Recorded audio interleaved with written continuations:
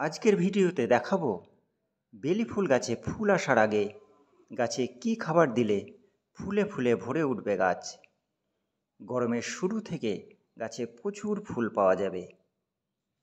তৈরি করে নিতে হবে একটা মিশ্র সার।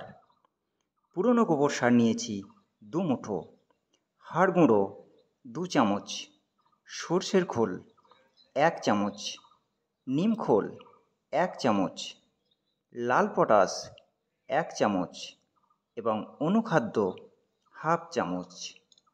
এই সমস্ত উপাদানগুলোকে ভালো করে মিশিয়ে নিতে হবে। সার দেওয়ার আগে গাছের গোড়ার পুরনো মাটি একটু সরিয়ে দিচ্ছি। এবার তৈরি করা মিশ্র সার গোড়ায় দিয়ে দিচ্ছি। এবার সারকে মাটি দিয়ে ঢেকে দিয়ে পরিমাণ মতো জল দিয়ে দিতে হবে। সার দেওয়ার কিছুদিন পর এই রকম ফুল হয়েছে।